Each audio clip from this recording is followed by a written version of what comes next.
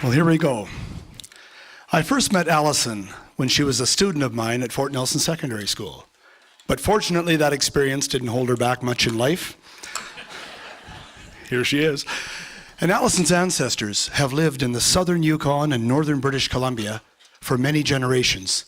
And some years ago, she developed a growing interest in her family's history, so she began doing some research and talking with her elders. And a few years ago, she put it all together in an award-winning book called The MacDonalds, The Lives and Legends of a Cascadena Family. And for the roadshow this evening, Allison's going to share with you some remarkable stories and photographs that describe her family's life both before and after the coming of the Alaska Highway. Allison Tubman. If you ask anyone who knew Kathy growing up, they'd tell you she's always loved to talk. So it was no surprise when she left her hometown of Fort Nelson that she ended up in careers that let her hold a microphone. Kathy worked first as a broadcast journalist for the CBC, and she went on to become a professional storyteller. She's performed all across Canada, and she's also performed internationally. Kathy came up with the idea for the Alaska Highway Roadshow several years ago after talking with her dad, Frank Dolan, about his memories as an early trucker on the Alcan. Kathy wears a three-cornered hat as the Roadshow's artistic director, tour producer, and storyteller. Kathy Jessup.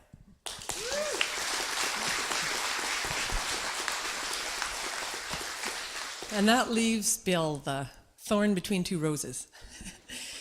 Bill is a man with many connections to the Alaska Highway. He was born in Dawson Creek and grew up in Fort Nelson. As a teenager, he drove the route in a fuel truck for our dad, and later he paid his university tuition by doing summer jobs on road construction on the Alaska Highway. Bill's love of hunting and fishing regularly take him up and down the road to his favorite secret spots, and I don't actually think it's possible for Bill to log the number of miles that he's done, both northbound and southbound, on the Alcan. Bill's also a talented musician, and he'll be performing a number of songs for us tonight, including his original tune, Trail of 42, which is included in the commemorative CD for the Alaska Highway's 75th anniversary. So, help me welcome Bill Dolan. Thank you. And I'd like to welcome and introduce my good friend, Justin Michael Taylor. There you go. JT to his legions of fans. And Justin joined me, and we've put on quite a few road miles recording on the album and since, so I'm very happy he was able to join us in Fort St. John and here tonight. So I'll start us off with a song written a few years back by a local Fort Nelson singer and songwriter especially, and accomplished photographer, Chris Gale. And actually, I think Chris can't be here tonight, but I think Charlene, his wife, is. So Charlene, please pass this on to Chris, and we'll make sure that he gets a copy of it. And it won the People's Choice Award in the 2015 Alaska Highway Theme Song Competition. And the song's about growing up in the north, in Fort Nelson in particular, where the Alaska Highway is our main street. And it celebrates the beauty of this historic area that's our backyard. And it says a lot about us Northerners, that when I phoned Chris up a couple of years ago and said we were just thinking about putting this show together and kind of sketched it out for him, I said, and it's a good song. We'd like to start the show with it. Would that be all right? Chris just said, yeah, go ahead. So here it is, Chris Gale's That's Where I Was Raised.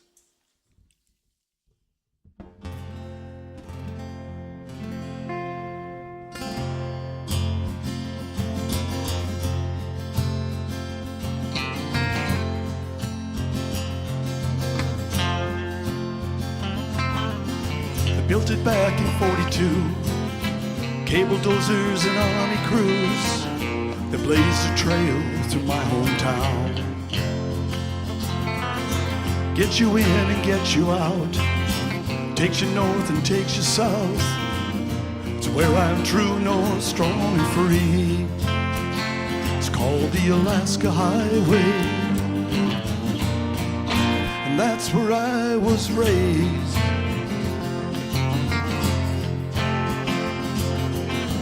Where I learned to hunt and fish, hanging with my dad. Load up that pickup truck with the camper on the back, head up that winding road. find a spot where the river flows. It's been a few years since he passed, still remember all the fun we had on the Alaska Highway. That's where I was raised, where I did a lot of growing up in my younger days. Rocky Mountains, fresh streams, every corner that you take. A little piece of heaven with every mile that you make on that Alaska Highway. That's where I was raised.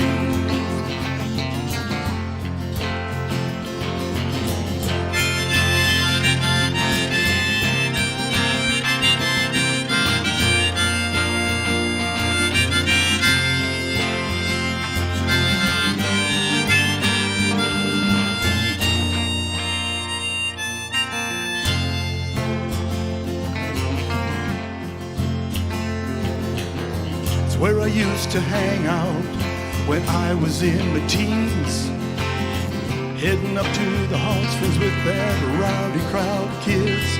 Follow those yellow lines, long weekends in the summertime.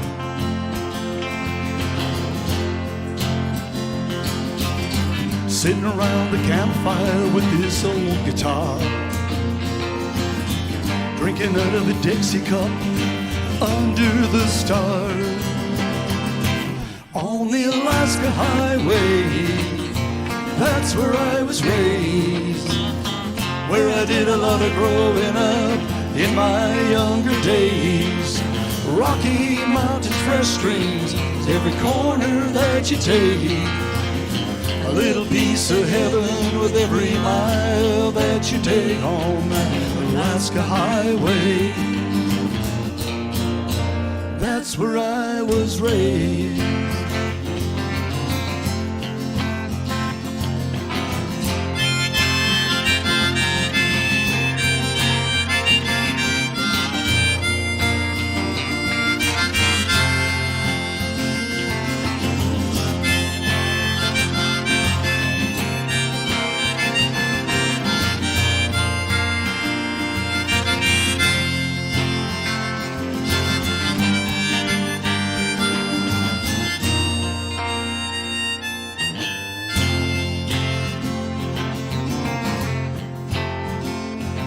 There are crosses on that highway, some people I used to know. Went out one night, never made it home. Every time they drive by, I tip my hat just to let them know that they're not on that road alone. On the Alaska Highway, that's where I was raised, where I did a lot of growing up in my younger days. Rocky Mountains, fresh streams, every corner that you take.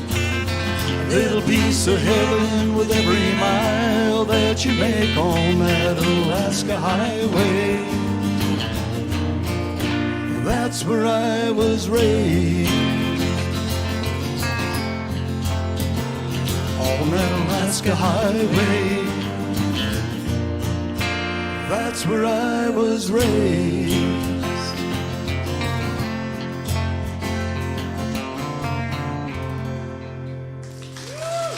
Thank you.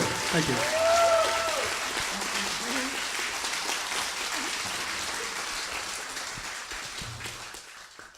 On December 7th, 1941, the Japanese warplanes bombed Pearl Harbor, a naval base in Hawaii. And that event changed the course of American history, but it also brought big changes to Canada. See, the Americans were worried that after Pearl Harbor, their northern state of Alaska would be next. Alaska was set apart and vulnerable, and Japanese warplanes had already been spotted flying over the Aleutian Islands off of Alaska's coast. So they were sure an invasion was coming.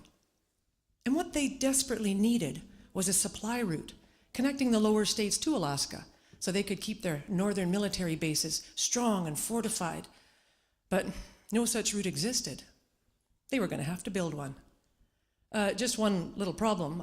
A great big country stood in the way, and that country was Canada.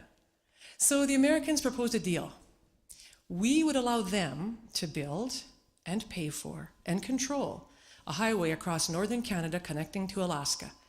And in return, when the war was over, well, they would give that highway to us, no strings attached. And Canada agreed. By early February, that deal had passed through the American Congress and received approval from President Franklin D. Roosevelt. And by the end of February, surveyors were on the ground in Dawson Creek, British Columbia, what was to be mile zero of the new Alaska Highway, or the Alcan, as they called it during wartime. Now, we can just imagine the incredibly difficult job those early surveyors faced. They were tasked with finding the route for a highway through uncharted Canadian wilderness. No maps existed, just a few aerial photographs from the military that would get updated from time to time. And on top of that, the surveyors were given a couple of strict instructions. Number one, the highway had to connect a string of existing military airfields that ran across the north. These airfields formed what was called the Northwest Staging Route, and it was Canada's contribution to the air defense of North America. The base for the Northwest Staging Route was in Edmonton, and at that time, Edmonton was home to the Alaskan Air Wing Command of the United States Air Force. There were over 30,000 American troops living in Edmonton at the time. It was a huge operation. The Americans were using our bases to get their warplanes from factories down south up to Alaska and into the hands of the Russian allies.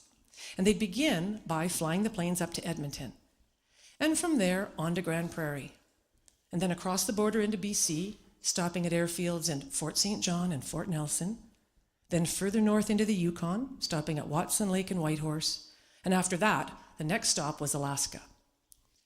Now, if the route that the surveyors chose could connect all those airfields, well, then the Americans would have a way to bring up all the equipment and supplies they needed to improve and expand them, and they'd get the land route they wanted to Alaska. So it was really important that whatever route those surveyors came up with, it had to connect the airfields. And the second instruction that the surveyors were given was that they had to, whenever possible, avoid steep terrain and muskeg. Seriously. And of course, if you know anything about the Alaska Highway, that one's pretty funny because the route was going to cross the northern Rocky Mountains, some of the steepest terrain in the world. And if they weren't up in the mountains, then they'd be down in the low-lying, boggy Muskeg valleys. It was impossible to avoid. And on top of that, the surveyors were going to begin their job in February, which has got to be one of the meanest months of the Canadian winter. The snow was deep, temperatures were 45 degrees below zero or colder, frostbite was a real problem, and they were on foot, struggling through deep, deep bush. But despite that, they did make progress, about 2 to 4 miles a day. Now remember, they didn't have proper maps, so they did a smart thing. Whatever territory they were going through, they hired local hunters and trappers to be their guides. Now most of these men were First Nations or Métis, but a few of them, and of course their people had been walking those trails for centuries, but a very few of the surveyors were of European descent, white men. And one of those was my uncle, Lash Collison. And he brought with him his sturdy, dependable dog team so he could carry everything he would need to survive in the winter wilderness. But of all the guides that the Army hired, there's one that I think you could say is maybe the most famous. His name was Charlie MacDonald. And Charlie just happens to be Allison Tubman's great-grandfather. In the spring of 1942, a Cascadena man named Charlie MacDonald was traveling with his family to the old fort, near what is known today as Fort Nelson, BC. When the MacDonald family reached Gardner Creek, they met the engineers and surveyors that were picking their way through the seemingly untouched wilderness of northern British Columbia. While Charlie's wife and children were hesitant to get too close to these newcomers, Charlie and his father embraced them, and they were happy to observe the hustle and bustle of their camp life. This would have been the first time any of Charlie's children had seen a white or a black man. The family continued on their journey to the old fort to trade their furs for goods for the coming months, things like flour, sugar, and tea.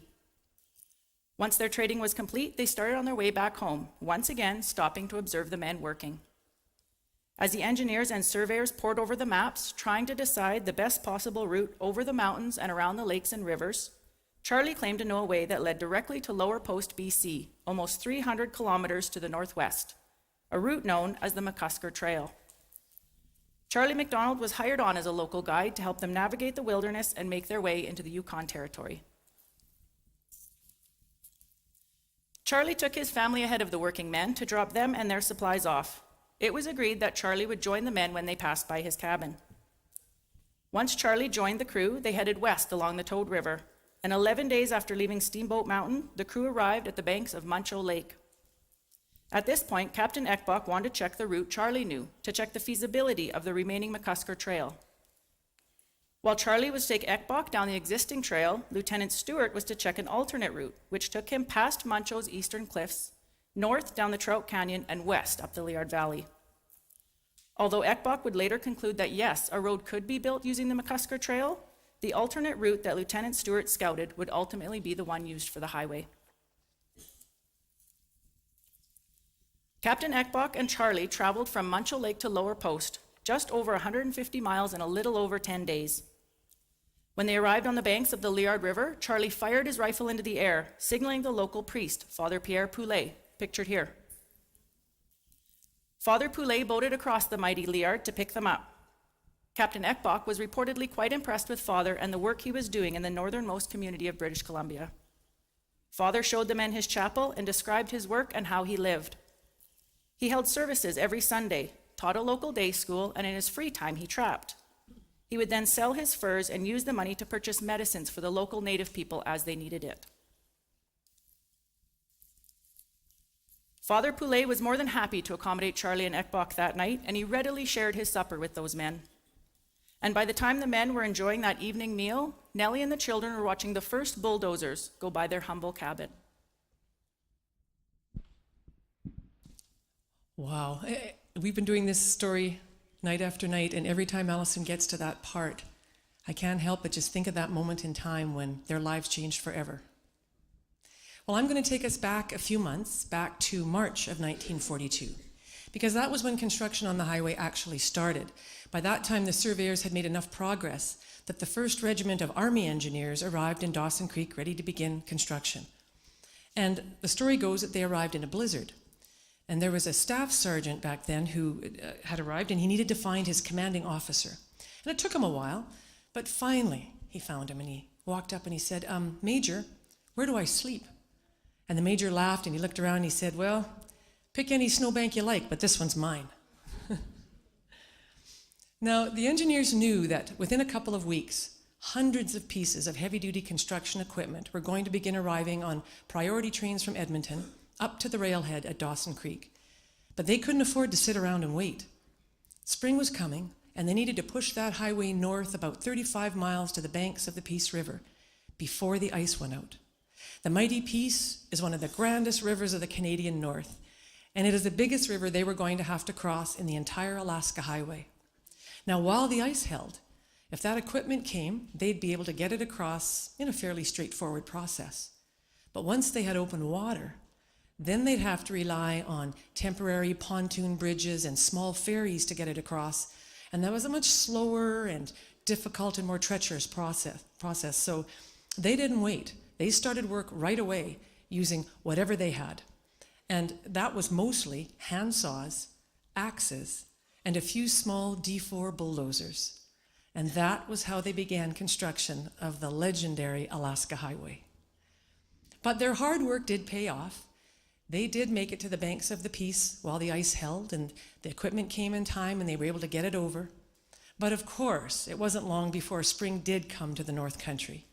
And all that beautiful equipment was soon stuck in the mud and the muck and the muskeg. You can't pay tribute to the Alaska Highway without talking about muskeg. Comes from a Cree word, and it basically means bog, a watery mess of rotting vegetation. And in the winter, of course, it freezes hard and you can drive over it. But when the temperatures warm up and the top layers soften, well, one day an Army Jeep might drive across, punch through, down it goes, and he's stuck. So then they have to get another vehicle to come and hook on, pull them out. Maybe that vehicle gets stuck. So they bring on another one like a chain. Pretty soon everybody's stuck. Well, then they have to pull a cat off of its priority job, bring it on over to rescue everybody. But even cats can get stuck. And there were times when vehicles were so hopelessly mired in the muskeg that there was nothing they could do but just unhook and let them sink. They couldn't afford to risk more precious equipment in the rescue process. And so it's said that there are more than a few pieces of Army equipment and construction vehicles that lie at the bottom of muskeg graveyards up and down the Alaska Highway. As they got further north, they ran into permafrost. And like muskeg, it contains a lot of water, only it's permanently frozen. And in road construction, you scrape off the top layer and it warms up and collapses into a watery, mucky mess. And engineers worked hard trying to create runoff channels and diversion berms to try and run that water off, but it gave them a lot of headaches. And if the muskeg and the permafrost were just too difficult, then engineers relied on a technique called corduroy road. And this actually dates back to Roman times because, you know, those Romans, they knew a thing or two about building roads. And basically what you do is you fill the bog. You put in layers of logs and gravel and more logs. You get up to the height you need, put on the road surface, and on you go. There was one stretch where they say that they laid about 2 solid miles of corduroy road. And all in all, they figure they built over 100 miles of it. And so far, you'll notice in the story there's a recurring theme of water. And that brings me to the topic of bridges. Engineers had to cross over 200 rivers and streams in the building of the Alaska Highway. Now, they had 3 sawmills going full tilt to give them all the lumber they would need for those bridges and wooden culverts. Well, you can build a bridge, but that doesn't mean it's going to stay there. Remember, all those rivers are up near their source in the mountains, and when the spring melt comes, a lot of water comes downhill in a hell of a hurry. A river can change its course from regular to raging in less than an hour. And with all that water comes debris, logs and stumps and branches. And sometimes it would form a log jam upstream and the water would build up behind it. And when that jam gave way, then this great wall of water would come crashing down the mountain, take out the bridge at the bottom. But it didn't have to be a log jam. It could even be a single tree. If it was big enough and traveling fast enough, it would come hurtling down that river chute like a bullet down the barrel of a gun, hit the bridge support at the bottom, and down it would go. And engineers had to build and rebuild those bridges. But despite all of those complications, they did make progress, with crews from the north building south and the south building north. Spring arrived, and with it came warmer temperatures, and the soldiers were sure glad to see that. Spring also meant more daylight. Up north where they were working, you could get close to 24 hours of daylight and you could work around the clock. And they did in 8-hour shifts. Construction was constant. But spring also meant the arrival of bugs. Black flies and horse flies and no-see-ums, and of course the dreaded mosquitoes. Muskeg is the perfect breeding ground for mosquitoes, and the poor soldiers were plagued with them. There are pictures in the archives showing their faces just bit up like pincushions. They were just tormented. And the mosquitoes brought yellow fever with them, and a lot of the soldiers were sick with that. Well, at the peak of construction, there were 7 engineer regiments working on the highway, and 3 of them were what they call black regiments, African-American soldiers working under white command. Sadly, racism followed those men. It's been documented that they were given insufficient clothing, supplies, equipment, accommodation, and their skills were overlooked. A lot of those men were from the deep south. They'd never seen snow before or cold temperatures. But despite that, they persevered, and in fact, they excelled. And military historians say that it was their superior work on the building of the Alaska Highway that was one of the things that eventually led to the desegregation of the United States military. But of course, that milestone was in the future. In 1942, their lives were a different story. Well, by June, the soldiers were exhausted. They had been working for months in brutal conditions. You know, long days, never enough equipment. They were sick, exhausted, frustrated. And so it was natural that their morale would dip a little. But it was in June that they received some startling news. Japanese warplanes had landed on 2 of the Aleutian Islands, right off of Alaska. Well, that news lit a fire under the soldiers, and they rededicated themselves, and they pushed hard all summer long. They worked like fiends. And by late September, crews from the north and south met up at a little spot on the BC-Yukon border that they called Contact Creek. But in fact, it would be about another month before the highway was truly finished. The last gap was closed in late October at Beaver Creek in the Yukon, close to the Alaskan border. And that was when cat skinners drove up from each direction, met up, touched blades, they got out and shook hands, and it was finished. They had done it. They had built about 1,500 miles of wilderness highway, persevering through snow, mud, muskeg, mosquitoes, and misery. About 11,000 US troops, 16,000 American and Canadian US contractors, and they had done it in just 8 months. The Alaska Highway was officially opened on November 20th, 1942, and it has been called one of the greatest engineering feats of the 20th century. But you know, if you were one of those early people driving the highway way back when, you might have had a few other choice words to describe it. In fact, there was a staff sergeant long ago working on the highway, and he wrote a little verse about it. And little did he know how famous his poem would become. It's been plastered on souvenirs up and down the highway, everything from coffee mugs to t-shirts. And whenever I think of the Alaska Highway, I think of this verse. And I'm going to close the story with it, and I know many of you know it, so by all means, feel free to chime in. Winding in and winding out, it fills my mind with serious doubt as to whether the lout who built this route was going to hell or coming out. Thank you.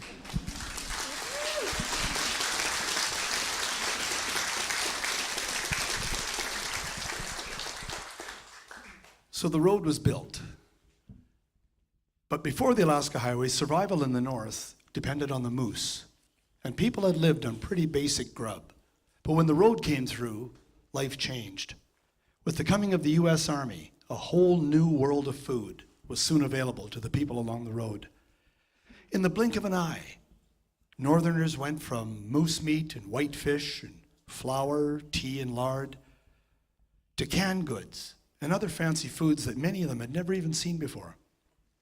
And my dad recalled picking up groceries from the Hudson Bay store in Lower Post, bringing them in his truck down to the Peterson Pass and to where the McDonald family had their camp. And he'd pull over and wait and honk the horn, and after a while, someone would come out of the bush and pick up the groceries, and away they'd go. So the moose that's fed the Aboriginal peoples for thousands of years and nourished the North through the fur trade and the gold rush and the highway construction eras is still a valued food to this day. So to honor the noble moose and those who hunt it, here's a song written by another true Northerner, Bobby Ball of the Dease Lake Country, and it's called the Moose Hunter's Blues.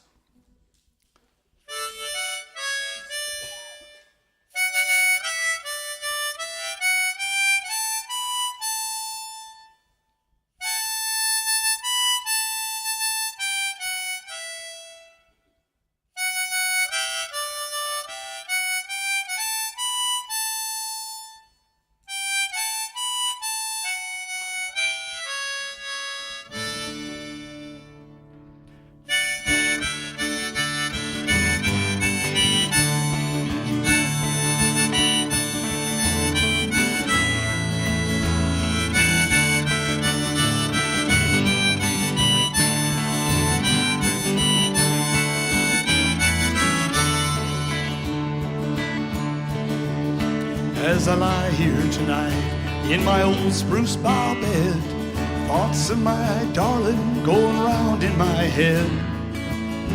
And I haven't seen her for such a long time. I wonder if she still remembers she's mine.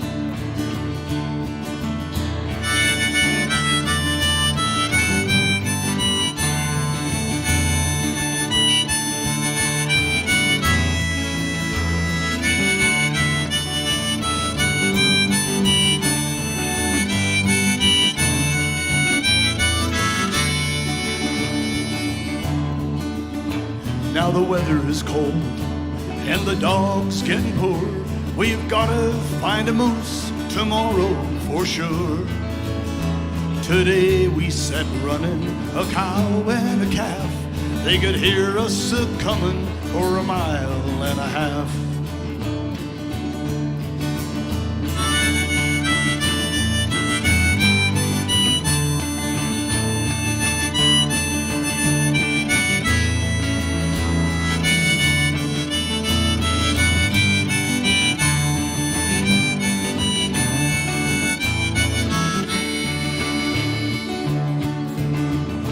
And when we get some meat, we'll head into town and dance till daylight comes rolling around.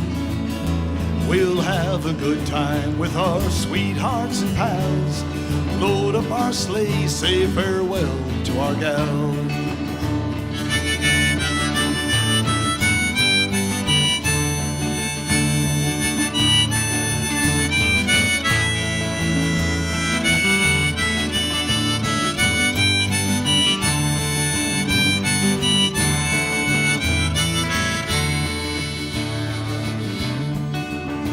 Now the life of a moose hunter can be quite sad, but there's lots of good times to go with the bad.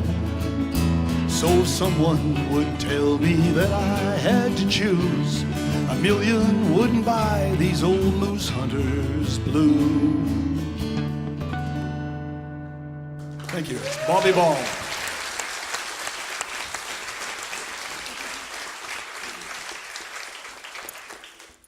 The moose, like Bill said, an essential for survival in the north. When a native family did get a moose, they would not waste a thing. The meat was cooked or dried for future use. The hide was dried and tanned for clothing and blankets. The bones were used for tools, and what little scraps were left went to the dogs. There would literally be nothing left for the scavengers. The McDonalds tried to keep themselves stocked with moose meat, but that wasn't always easy. It was a regular occurrence for the family to often not have enough to eat, to be hungry and wondering where their next meal was coming from. When they did make it to trading posts, and if they had enough to trade, they would often stock up on coffee, tea, sugar, flour, and baking powder. Bannock was another staple of their diet, but again, a lot of times they had to go without. The photo on the left is of my great-grandfather Charlie and his wife Nellie, who are sitting in the tent, and their daughters Maggie and Lucy, who are cutting up the moose to dry the meat. The other photo is of a cache, and caches are what people used to use to keep their food and supplies away from animals. The McDonalds obviously lived an extremely different lifestyle from the ones most of us do today. Before this world-famous highway came through their backyard, they lived a simple life that revolved around survival. Life as a native family back in the early to mid-1900s was very difficult, and the McDonalds learned to get by with very little and make their resources last. As in most traditional native camps, the women stayed in camp and did all of the cooking, cleaning, beading, clothes making, skinning, and so on. The women had a talent for beautiful beadwork, and they often sold or traded their crafts for goods. The women mostly beaded on things such as gun cases, mucklucks, moccasins, bullet cases, belt pouches, and vests.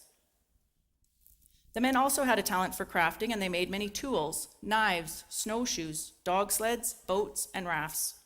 Back then, if you wanted or needed anything, you either had to make it yourself or have the resources to trade for it. Their lifestyle included sleeping in modest fly tarps and cabins. Many summer nights, the family would simply sleep on a bed made of spruce boughs with a tarp above them, like the one Auntie Rose is sitting in here. Wintertime would obviously call for a much more stable home, a solid cabin with a red-hot wood stove to keep that -40 weather out. To build these cabins in those times would have been very challenging. The logs for the walls and the roof would have been cut and moved by hand. The floor was often a dirt floor, and they usually only consisted of one room, regardless of how many family members there were. And keep in mind, again, any tools that they did have would have been what they were able to make from wood or bones, unless they were fortunate enough to have traded for a manufactured tool. The biggest change that the highway brought was the family's way of travel. Before 1942, the family would travel by foot, dog sled, river, or horseback. The main homestead of the McDonald family is what is now mile 442 of the highway, and they would think nothing of traveling to and from Old Fort Nelson, which is about 140 miles away. Before he passed away, my Uncle Walter told us that he and the family went to the old fort one winter to get a new wood cook stove, and it took them 2 weeks to push that stove 300 kilometers on a wooden toboggan. Dog sleds were often used in the wintertime for trapping and traveling to the local trading posts, and in the summer, the dogs were used as pack dogs like the one here, and they were packed with as much as they could handle. My mom remembers going down to the lake in the summertime to check her grandfather's fish nets for sucker fish, which they would dry and store to feed the dogs when the winters got tough. And my mom, Wanda, also remembers when the family used to move camp, which in the early years was done quite often. When she was there to help with the move, it was her job to carry her grandma's cats. So here's my mom walking down the trail with a couple cats in her backpack. Well, when the cats poke their head out and see the dogs, and the dogs see the cats, well, Mom figured out she better walk at the back of the pack line. The McDonald family was also known to build boats out of moose hide, and they would travel down the mighty Liard to the Nelson Forks, another local trading post. They would travel down the river with their furs and goods, and after their bartering was complete, they would spend weeks walking back to their Toad River area. The Aboriginal people living in the Northern Rockies would also think nothing of fashioning a long raft made of tied together logs to get themselves across the many rivers that run through these mountains, like the raft these men are on here. Shortly after the Collisons came to the Toad River area in about the 1920s, Charlie acquired a horse from Fred Collison that he named Black Mare. And in a time when you only have dogs in the winter and boats in the summer, a horse was a very valuable asset to have. Black Mare would go on to help the Collisons with water crossings later in life and would also assist Charlie when he went on to help the engineers pick their way through the Northern Rockies. Before this famous highway was built, the people that lived in the north did not care about the time of day, how long it took to do things, or the possessions they held, no matter how little. They would share whatever precious resources they happened to have with whomever needed them.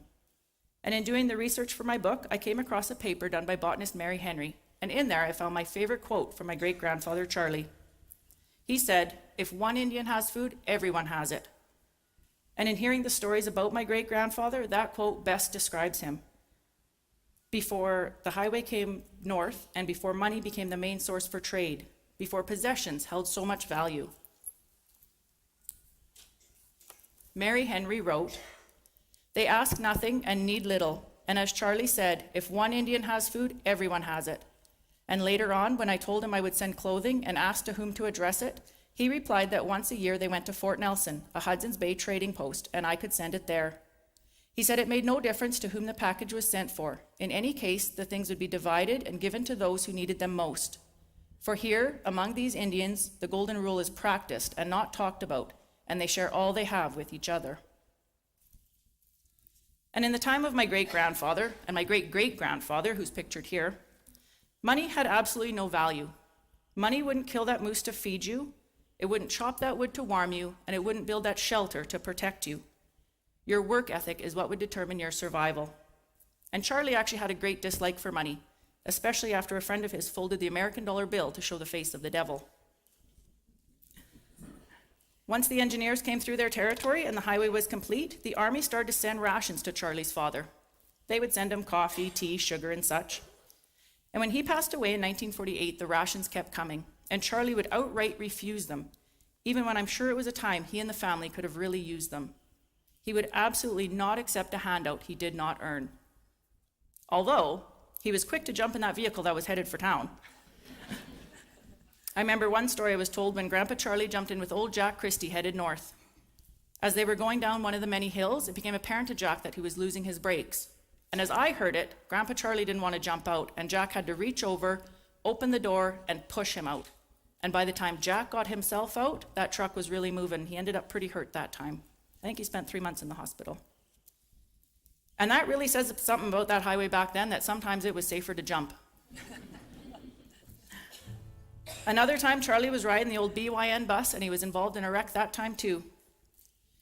He spent the entire summer in a hospital in Edmonton, and his wife Nellie cried often, wondering when he was going to finally return home. But experiences like that did not deter him. He often caught rides with local guiding outfitters and truck drivers once the highway was complete, and he took full advantage of not having to make that run on dog, sled, or horse. He loved being on the road, just like Bill. I think that's something he can relate to. Yeah, there's my cue. Many of the early truckers on the Alcan came from the farm. And in those days, trucks weren't that complicated. So if you could drive a farm tractor, you could drive a truck. And my dad was one of those farm kids that went north and became one of the first truck drivers, civilian truck drivers on the Alcan Highway. And some of the other early truckers from Dawson Creek in the Peace Country were guys like Arnold Nesty, Farmer Nelson, Art Baldridge, Stu Beatty, Archie Trail, Paul Lazelle. Some of those guys went on to big things in the trucking industry. And Short Tompkins out of Fort St. John and my dad hauled pipe on the Canal Road in 1946. As a matter of fact, somewhere up on the canal, there's still a load of pipe down a gully. Well, Dad's truck had spun out and slid back and the trailer went over the bank and he didn't know what he was going to do. 19 years old, inexperienced. Then along came Short Tompkins, a couple of years older, a little more experience, and Short had an idea. Get out the axes. On the count of 3, they'd each hit the chains and hope the links would break. Well, the plan worked, and that load of pipe went sailing down the draw. Short hooked onto Dad's truck and pulled it out, and on they went into Watson Lake, Yukon. And you know, for those 2 young guys, it was no big thing. It was just all in a day's work. Another time, on a lonely stretch of road north of the Liard Hot Springs, Dad's truck quit on him. I think the battery froze up or something. Late at night and bitter cold, and he knew there was no more trucks coming along. So if he were going to survive, he had to get a fire going. So he unbolted the seat in his truck and dragged it out into the bush and made a bit of a clearing and gathered up some firewood, but it was so cold he couldn't get the wood to light. Even when he poured fuel line alcohol on it, it just flared off and the wood wouldn't burn. And he was getting desperate till finally he thought of motor oil. He had a can of motor oil in the truck, so he went and opened it, and it was so cold that the motor oil would hardly pour. But he managed to get it onto the wood, then poured the last of the alcohol on the oil. Well, the alcohol flared up and it warmed up the oil enough to burn. Then the oil warmed the wood up and caught it, so he had a fire. And he knew he was going to make it then. But he often said later what a long, cold, miserable night that was. Probably one of the worst of his life. He sat there in that truck seat feeding the fire and tried to keep out of the wind. And the worst of it, he said, was how hungry he was. He was just starving all night long. Well, morning came and he was still there. So, first thing, truck comes along and boosts his truck and gets him going. And as Dad's bolting his truck seat back into his truck, he spots a great big bag of chocolate bars. Oh, he'd kept them there in case of emergencies. So he wasn't very happy with them. I guess in the dark and in the rush, he hadn't even seen them, but he wasn't very happy with himself, but at least he had chocolate bars for breakfast. And as any of the old timers could tell you, the original Alcan Road had many long, steep hills. And often those old trucks would get red hot on a long pole. Sometimes, to escape the heat of the cab, Dad would actually set the hand throttle and then step out on the fuel tank or on the running board and just reach over once in a while and steer. And that old truck would crawl up those hills. That's how slow. There were a few spots on a long, slow pull where you could actually jump down and walk beside your truck. That's how slow those old trucks went up that old soft gravel road. Well, Dad said you could stretch your legs, so that wasn't a bad deal. So one time he's walking along beside his truck, jump up once in a while, tweak the throttle and adjust the steering, jump back down and stretch your legs. And he thought he'd have a smoke. So, yeah, you know where this is going. So he's lighting a smoke, and he looks up just in time to see that the truck has hit kind of a flat spot, and it's picking up speed.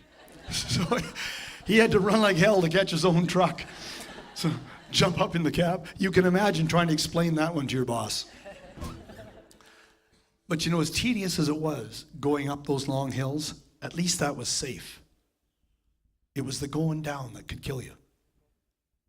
In those days, trucks didn't have very big brakes. And some of the smaller ones, the 3 tons or 5 ton trucks, I think Dad said they only had about 4-inch brakes. And the big trucks, the Kenworths, they didn't have much more. So if a driver, used up his air or burned up his brakes or even missed a shift gearing down, you could have a runaway. And his dad would say, you were a goner. So your best life insurance was to memorize every corner, every dangerous spot and every bad hill and every tricky thing on that whole highway. And to the end of his days, right to the last couple of years of his life, Dad could remember every one of those dangerous spots on the old Alcan highway and tell you exactly where it was. But he drove that road day in and day out. And when he got to the end of the line, which is what he called Fairbanks, Alaska, you unloaded your freight and stuff at a U.S. Air Force base. And then you turned around and headed for home. And home for him in those days was Dawson Creek. And it took almost a week to get back there. But the first half mile, you drove along the edge of the paved runway. And that was the only pavement for 1,500 miles. As I said, he was young. And he said your truck was empty and you felt like you had tons of power. And he said you'd get up to speed and you'd be flying down that half-mile edge of that runway. And he said he often wished he could just pull back on the steering column and pull back and fly home, lift off and fly home to Alaska, or fly home to Dawson Creek, rather. But it took about 6 days. And when we were putting the show together, I got thinking about that, 6 days. So of course that led me to that classic trucker song by Earl Green, 6 Days on the Road. Yeah, we changed it up a little bit, so see if you can pick out the changes. And folks, this is the halfway point in the show, and there's no intermission. So this is your chance, if your bums are numb in the seat, to get up and boogie a little, get that blood flowing, and you'll be all set for the second half. Yeah, and this is about as close as I get to rock and roll, but don't worry, that's not very close.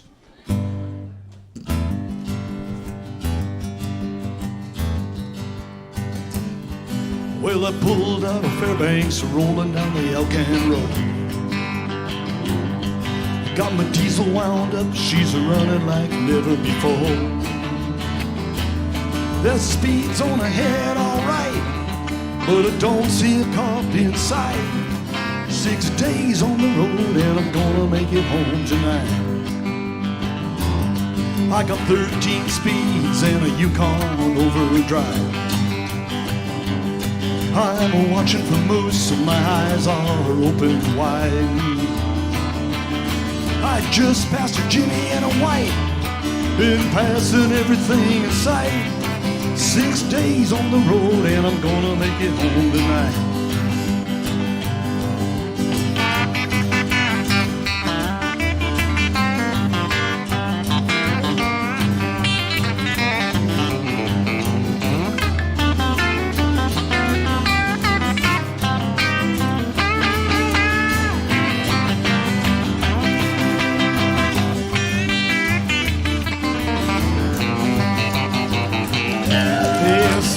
Hey, JT, Justin Taylor. We'll make him do another one of those. And it seems like a month since I kissed my baby goodbye. I could have a lot of women, but I'm not like some of the guys. I could find one to hold me tight, but I could never make believe it's right. 6 days on the road and I'm gonna make it home tonight. And the DOT is checking on down the line. I'm a little overweight and my logbook's way behind. My speed's on ahead, all right, I can dodge those scales all night. 6 days on the road and I'm gonna make it home tonight.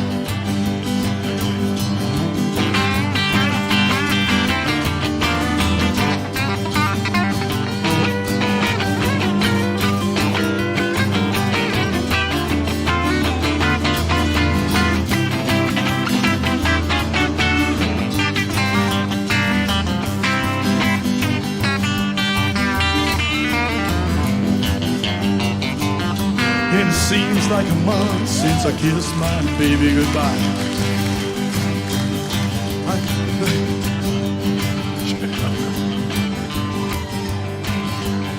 Well, my rig's a little old, but that don't mean she's slow.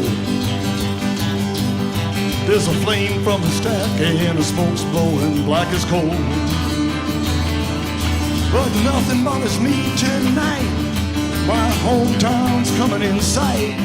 6 days on the road and I'm gonna make it home tonight. 6 days on the road and I'm gonna make it home tonight. Hey, thank you. Yeah, I taught him everything he knows.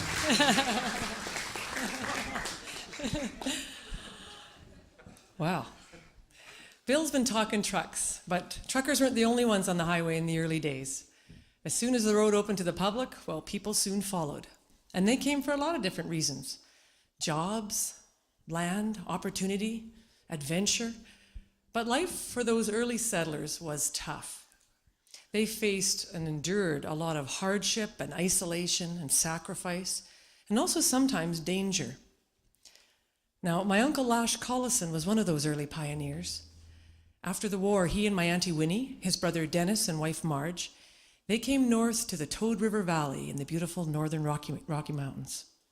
And they cobbled together some buildings that had been left behind by the Army, and they created the first Toad River Lodge at mile 422.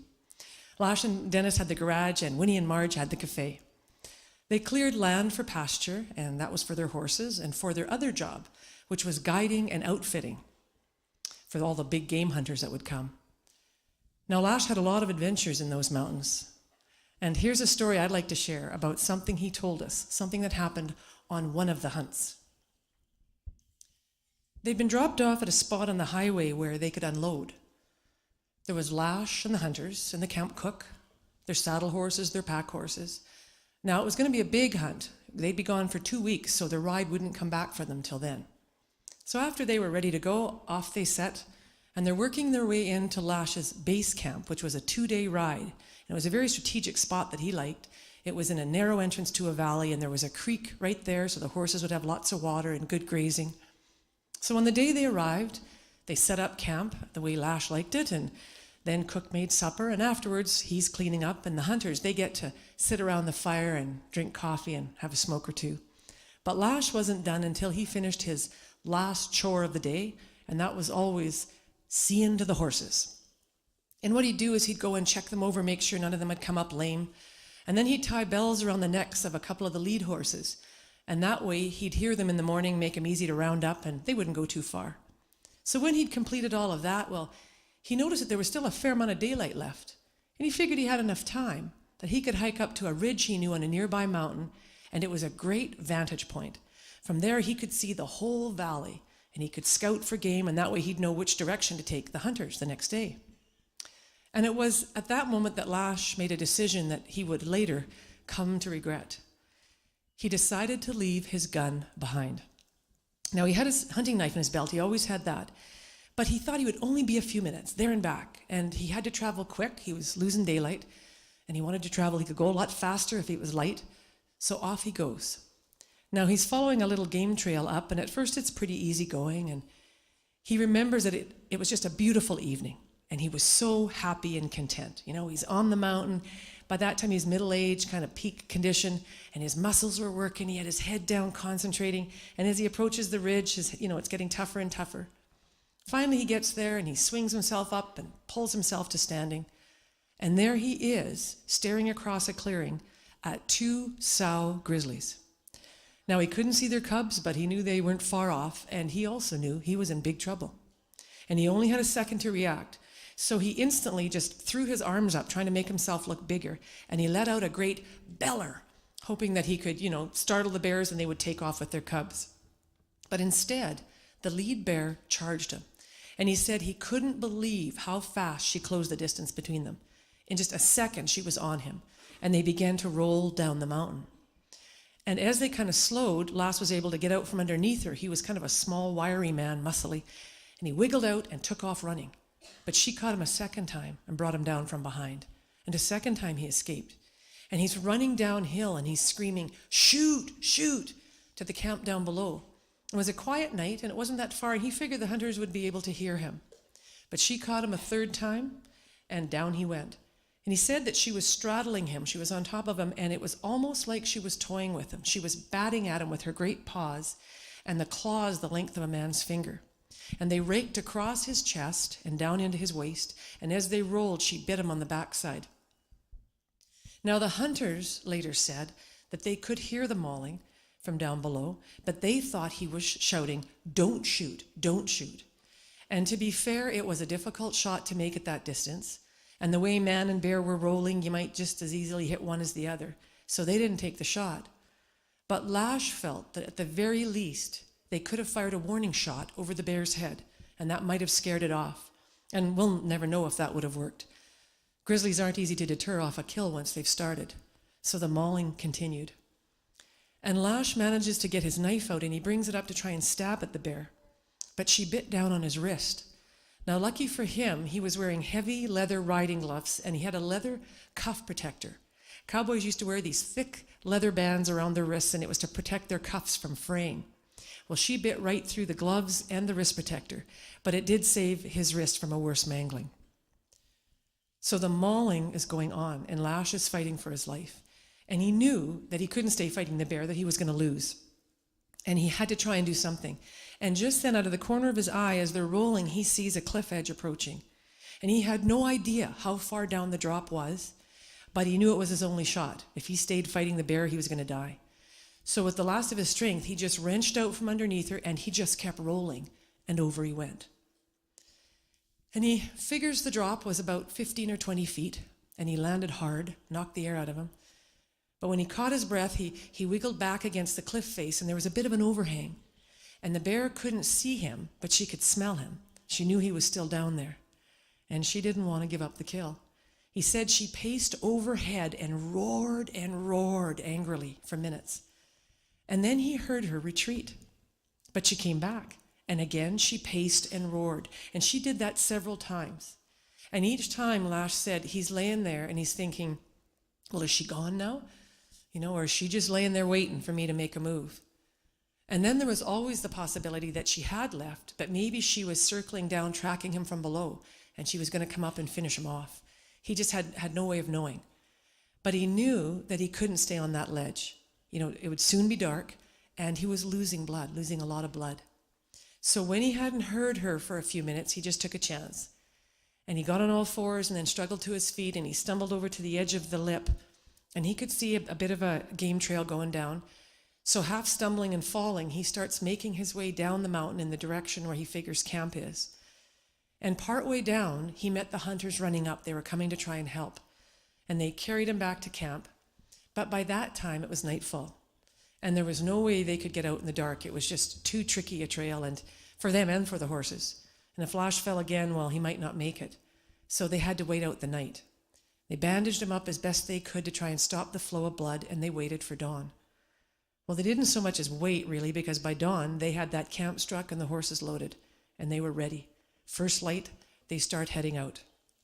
And it was, remember, the best part of a two-day ride. And they couldn't really hurry that much because it was a tricky trail, and, they couldn't risk it. So then they get out to the highway.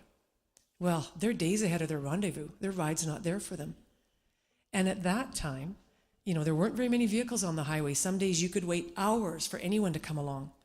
But finally someone did. So they flagged them down, and they got a ride into Toad River.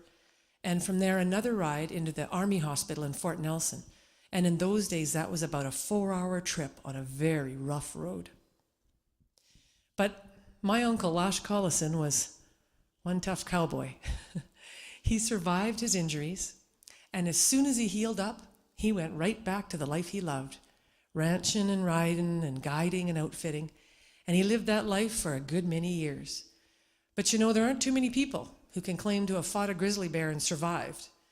And my uncle, Lash Collison, was one of them. And I'll close this story with just a snippet of a song that he used to like to sing, just to give you a sense of his character for those of you that didn't know him. So a little wiry guy, he'd stand there with his shoulders back and his chest out, and he'd belt, Well, I won't go hunting with you, Jake, but I'll go chasing women. So put the hounds back in the pen and stop your silly grinning. Now the moon is bright and I'm half tight. Life is just beginning. No, I won't go hunting with you, Jake, but I'll go chasing women.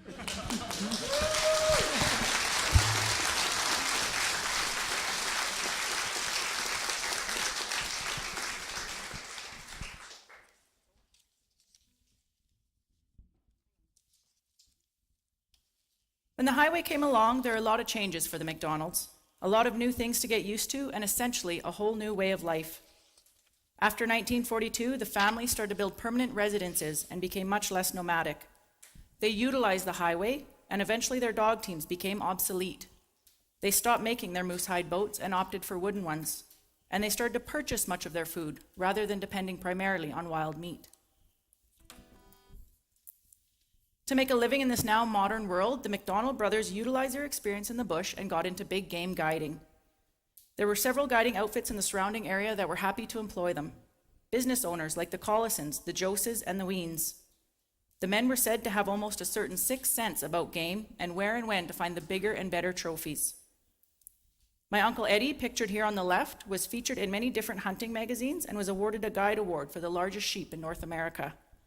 The award was presented to him in Fort St. John by Patrick Duffy, also known as Bobby Ewing from the hit series Dallas. My Uncle George is pictured on the right, and he was a fantastic storyteller.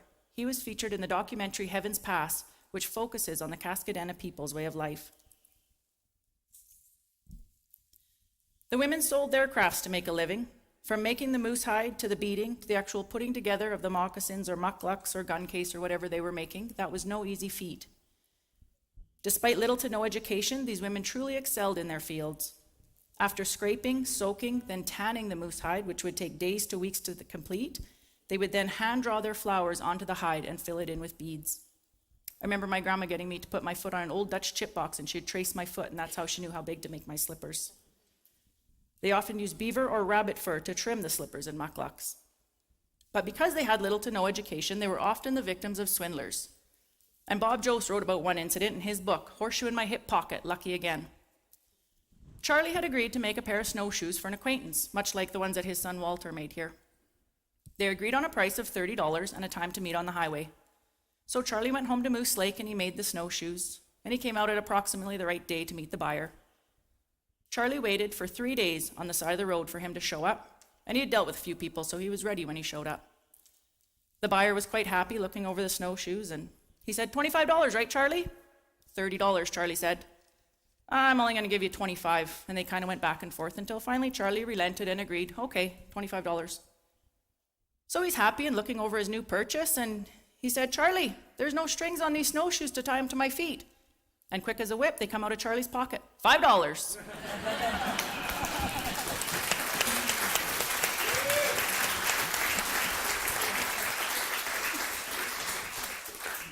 Needless to say, he got his $30 that day. This here is a gun scabbard that my great-grandma Nellie made. She died in 1974, so she would have made it long before her health had started to fail. And the outside stitching is completely rubbed off, but if you look on the inside, you can still see the different colors that she had used to decorate it. So it's probably safe to say that's maybe 70 years old. And these were made by my grandma, Elsie. Much better shape and never been worn, obviously. She would have taken great time and care in putting those together. They were actually my mom's cousins, Peter Stone, and when me and my husband got married in 2009, he gifted them to us. Quite emotional, as she had died 2 years previous. So while the highway brought so many changes for our family, they did their best to stay as close to their roots as possible. With a total of 12 adult children, only 2 of Charlie and Nellie's kids would move away from their traditional territory to live permanently, besides their residential school years. While they did acquire some modern-day comforts as they could afford them, they would stay as close to their home as possible. About half of Charlie's children passed away before they even reached middle age, but there is no doubt that all of them endured tremendous tragedies and heartache. Most of the children attended residential school, and they endured several types of abuse.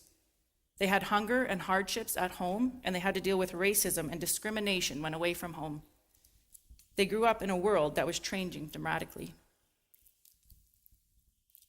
One story I always remembered from my childhood growing up was a story my mom used to tell me about my Uncle Oscar. Oscar died in September 1975 in a fire, just months after his own father had passed. My mom remembers her mom, Elsie, screaming and trying to get into the little generator shack that he was sleeping in as it was engulfed in flames. She was trying to get the door open and the hot tar was melting off the roof and it was scalding the backs of her hands. He had been drinking that night and it is believed he may have fallen asleep smoking a cigarette. And the night Oscar died, his sisters were expecting him at Moose Lake and they stayed up watching the trail. And pretty soon they could see a little light coming down the trail and they thought it was Oscar and they went on to bed. And it was the next day that they learned of the tragedy that happened. And a couple days later, Walter, who's been deaf his entire life, and his sister Lucy were camped at Sheep Creek, not far from where Oscar had died.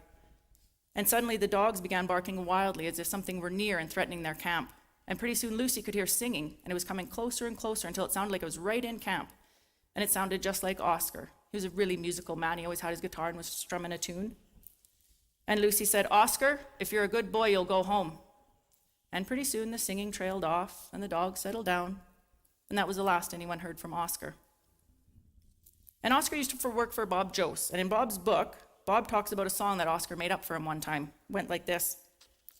"I'm going to Toad River to work for old Bob Jose. He needs a good guide, somebody that really knows. If you lend me rain pants, gloves, and slicker, if you lend me binoculars, I get game quicker. A carton of cigarettes for when I take a break. I need this or I go back to Moose Lake." So I just want to share a little piece of my own personal journey with you. I am the daughter of Wanda Sorrell, who is the daughter of Elsie McDonald, who is the eldest daughter of Charlie McDonald. My brothers and I spent countless weekends and holidays up the highway with my mother's family, Christmases, Easters, birthdays, and as many weekends as we could squeeze in between. And that's something I really can't thank my parents enough for giving me the opportunity to get to know my elders and to experience the way they lived. Since I was a young teenager, I always knew I was going to write a book. I knew I couldn't be the only one captivated by my family's stories and photographs. And when I was 19, my grandma Elsie passed away. And to my young mind, the unthinkable had just happened. I never in my 19 years thought that she wouldn't be there to see me get married and to be a part of my children's lives. So I knew it was time to get on the proverbial horse and make this dream a reality. When I was 24, I really hit the ground running, and by the time I was 26, I held the finished product in my hand. I have written this for my children and their children so that they know their history and the heritage that they're a part of, and I also wrote it for all of you. The McDonald's journey was one of hardships, surprises, change, and adaptation. My hope is that people can read this and relate, perhaps remember some of their own stories. And for the younger generation, I hope that they can see that life is hard and unpredictable, but perseverance and family can get you through even the toughest of times, that tough times don't last, and that the best is yet to come.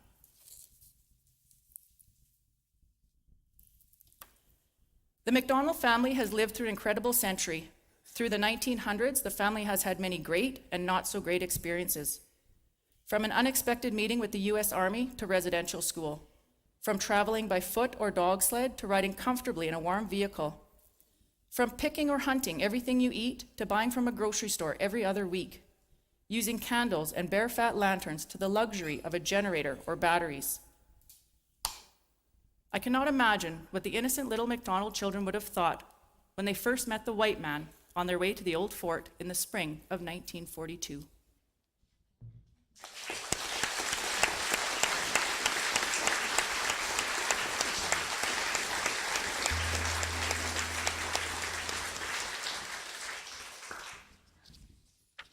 I wrote this next one for the Alaska Highway theme song competition and recorded it with my good friend JT. And I hope it reflects much of what you've seen and heard here in the show this evening. The first verse grew out of a conversation I had with Allison some years ago.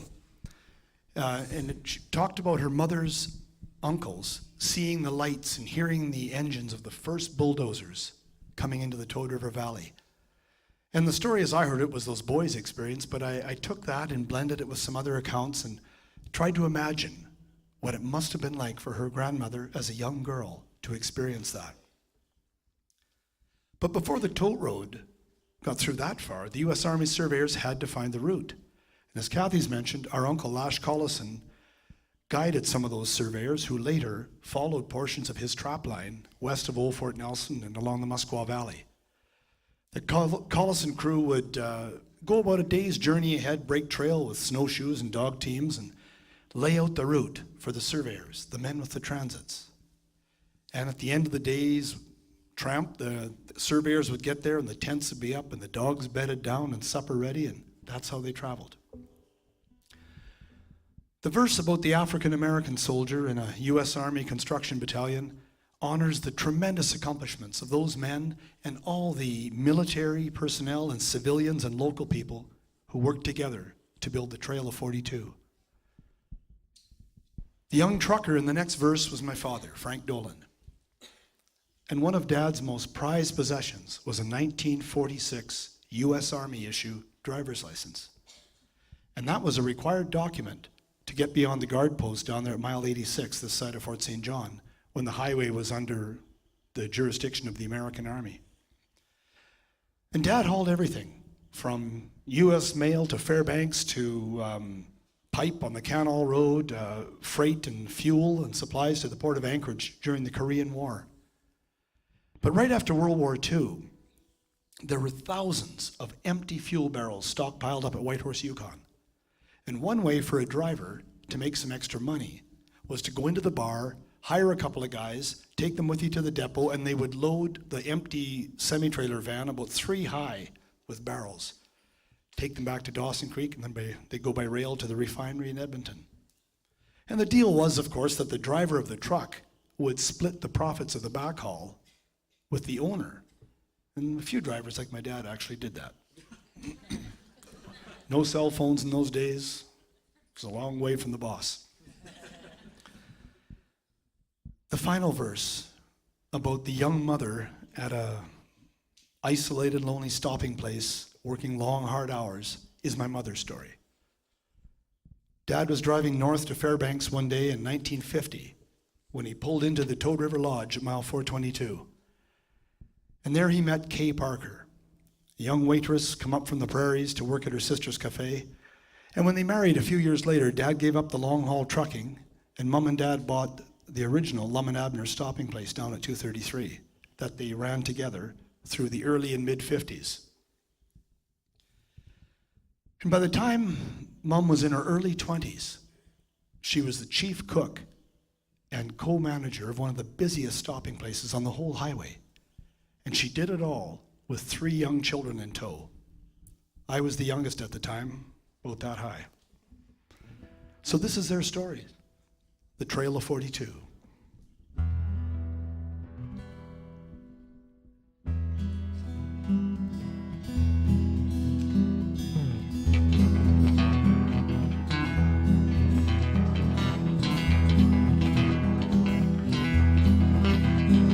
She looks across the stream, thinks she's in a dream, too numb to feel. Coming through the trees, not believing what she sees, can this be real? In the dark of night, she sees a distant light and hears the roar. Silence now is gone, engineers have moved along, but what's it for? He used to trap his line down where the river winds, where he belongs. Now he's packing with his dogs, walking corduroy logs, moving on. Blazing trail for the man with the transit in his hand and making camp. Where moccasins have led, he makes a weary bed and lights a lamp. Some said it couldn't be done, but I guess they didn't know the Trail of 42 would go through dust and mud and snow. From the far-off railheads they met at Contact Creek, a job to do until it's through, no place for the meek.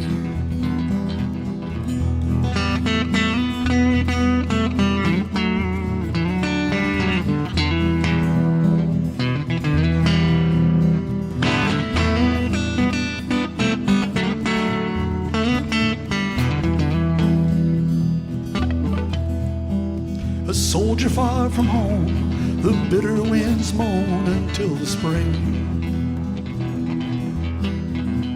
Will he ever see the sun when the job is done and wondering what they're working for, how this road will win the war and victory. He's in another world, just thinking of the girl he wants to see. Driving empty on the road, he needs a backhaul load to pay the way. He'll try to find a crew looking for some work to do just for the day. A trucker's soul loves to roam, but his heart longs for home, and he knows though the highway is his life, he's got a waiting wife, so on he goes. Some said it couldn't be done, but I guess they didn't know the trail of 42 would go through dust and mud and snow. From the far off railheads they met at Contact Creek, a job to do until it's through, and no place for the meek.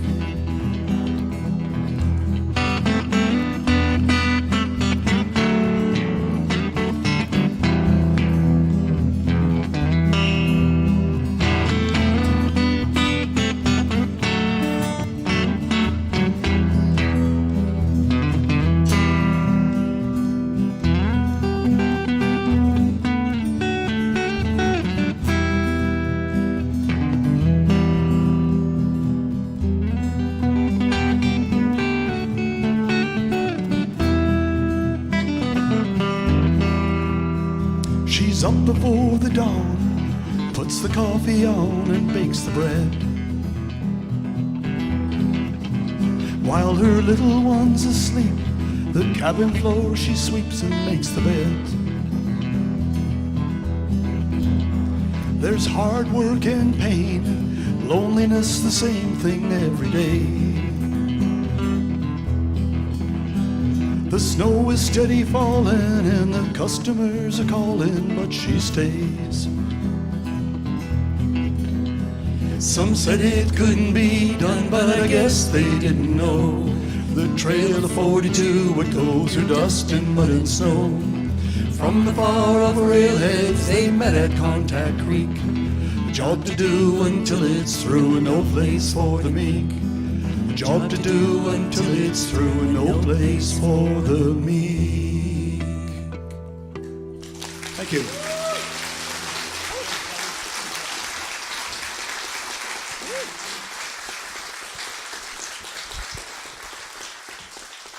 Well, I'm going to take us from the Trail of 42 up to the 1970s, because that's the era that I grew up on the Alaska Highway at Fort Nelson, BC, mile 300 on the world-famous Alaska Highway. Now, back then when we were kids, we didn't really fully appreciate how world-famous our highway was, because for us it was just the main street that ran through town. And we could never figure out why every summer thousands and thousands of American tourists would come streaming through on their way to Alaska, and we'd kind of shake our heads and think, you know, why would anybody bother going further north? There's nothing up there. Because for us, it was all about going south. That was the direction of civilization. Cities and shopping centers and pavement and traffic lights and television, elevators and escalators, the drive up A&W and Dawson Creek. And so it was an amazing time. And the old highway, of course, looks a lot different these days. Just recently, I was driving down the road and I passed a family in a minivan. And there was the mom and dad in the front, and then in the next seat, a kid strapped into a car seat. And he's watching a video on a flip-down screen.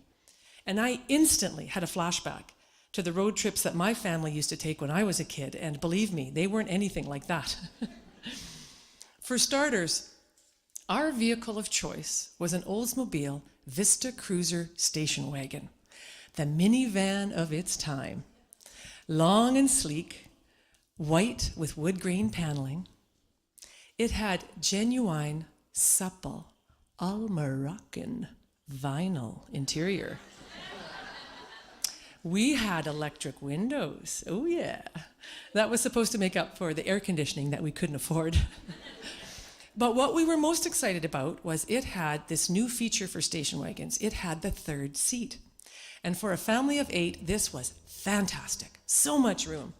So Mom and Dad in the front, and then the next seat was for my big brothers, Bill and Pat, my older sister Shannon, and the family dog, Buddy. And then there was this little mini rumble seat in the back, right? Just big enough for me and my little brothers, Barry and Danny. Now, every summer when we were going to our cabin on holidays near Dawson Creek, One Island Lake, my dad had to pack that car with military precision because it was the only way he was going to fit everything in. He had 8 people, 8 people's luggage, the dog food, cabin groceries, cabin supplies, cabin tools, cabin stuff. By the time he was done, every nook and cranny was just filled to bursting, and even the roof rack was crammed. And there was about 2 inches clearance between the bottom of the car and the top of the roadway. And then my dad would holler, "Let's go, load up." You know, he's an ex-trucker, so he likes to run a tight schedule. He likes to leave on time. But with 6 kids, that sadly rarely happened. So we would all get to the car, and then, of course, somebody would have to go to the bathroom. Well, then we'd all have to go to the bathroom. And Dad's not happy, because we're already about an hour behind schedule. So off we go. We come back to the car, and he's sitting behind the wheel. It's already started. Shoulders are hunched. And Mom's sitting beside him, and she's already got the start of a killer headache. And we all pile in, shut the doors. Forget about seatbelts, right?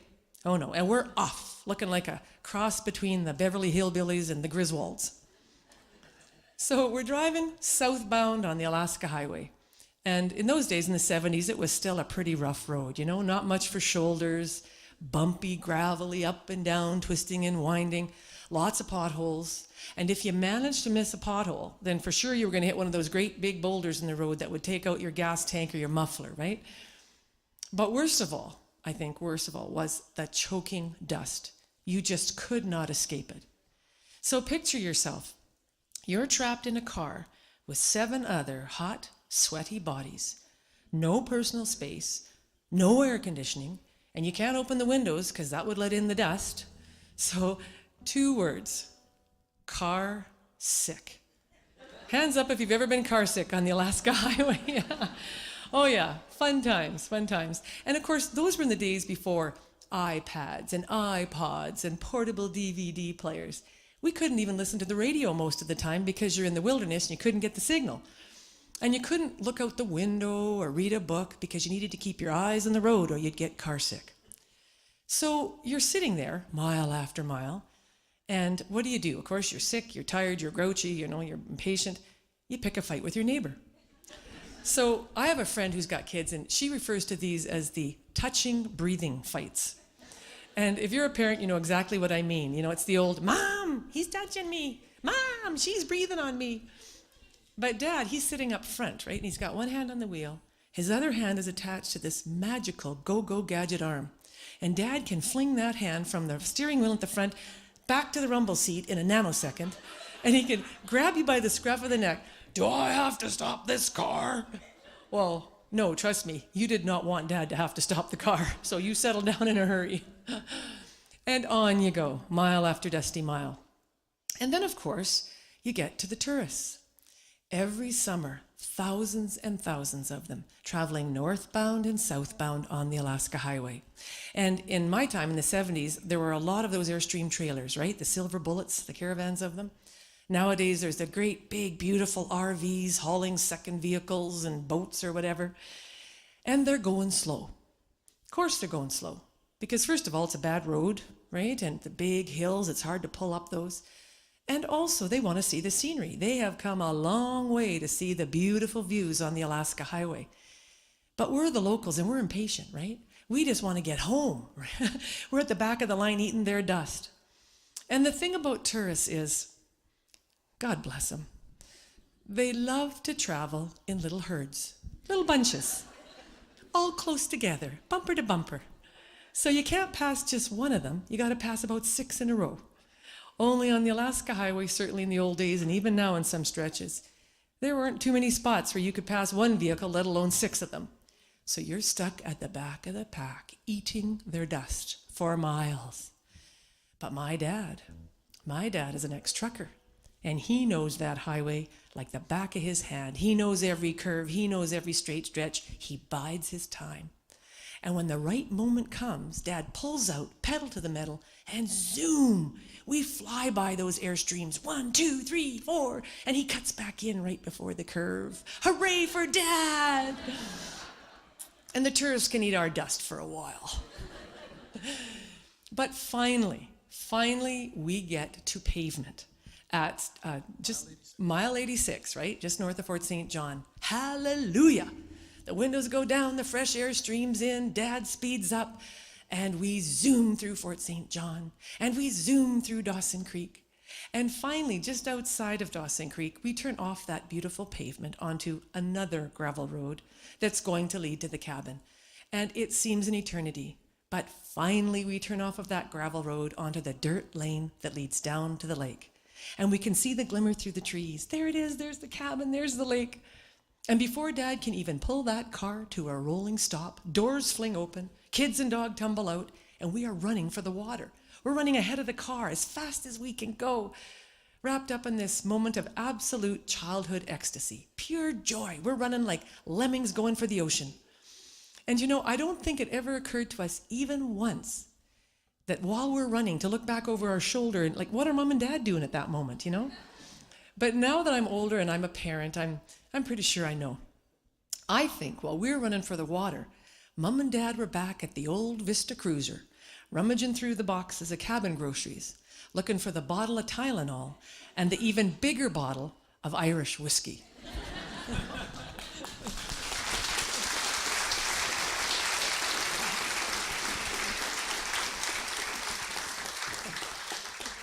It's all too true. Well, when we were kids and making those endless road trips that Kate's described all too well, it used to be said that there were 2 seasons on the Alaska Highway, winter and construction. And this road we love is still a work in progress. We're going to wrap up the show tonight with another song that I wrote. Actually, I wrote it after seeing that slide that Kathy had selected for this. I hope it sums up the pleasures of being crammed into that family truckster, jostling for elbow room with your siblings. Sick, tired, and hot, and everybody asking Dad, are we there yet?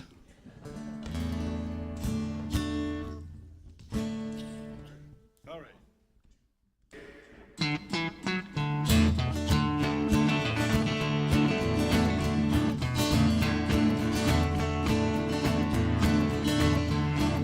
Passing Airstream trailers like a string of shiny pearls. Kids are in the backseat, boys are fighting with the girls. Mom and Dad with teeth on edge, staring down the road, wondering if they'll ever get ahead of that wide load. Are we there yet? They ask while they're throwing up and fighting. Are we there yet? They ask as they're kicking and a-biting. This trip was supposed to be the highlight of the summer, but now it's turning out to be nothing but a bummer. They make it. Oh, the pavement ends mile 86, it's gravel all the way. Corners are so sharp and steep, coil springs all sway. Sun beating through the windows is enough to make you burn. Dust gives you a headache and it makes your stomach churn. Are we there yet? They ask as they're throwing up and fighting. Are we there yet? They ask as they're kicking and a-biting. This trip was supposed to be the highlight of the summer, but now it's turning out to be nothing but a bummer.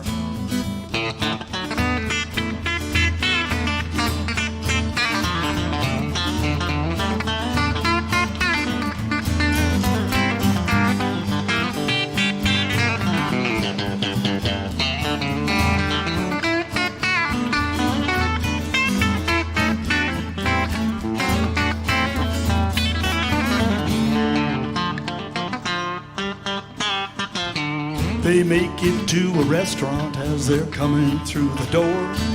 Little brother stops to grab a quarter off the floor. The family stumbles over him, everybody laughs. It's glued there for amusement of the truckers and the staff. Are we there yet? They ask as they're throwing up and fighting. Are we there yet? They ask as they're kicking and a-biting. This trip was supposed to be the highlight of the summer, but now it's turning out to be nothing but a bummer. Well, this highway is looking like the road to destruction.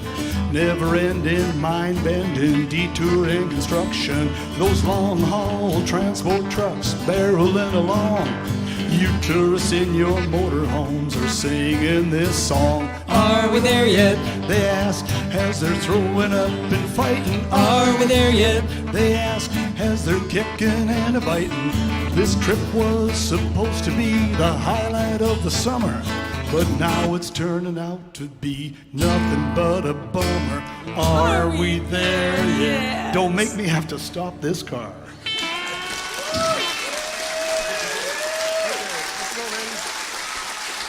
Thank you. Thank you.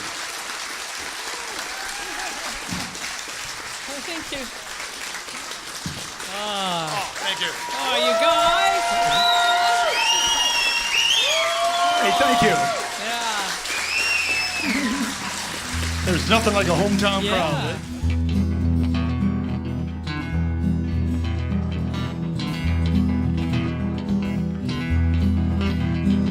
She looks across the stream, thinks she's in a dream, too numb to feel.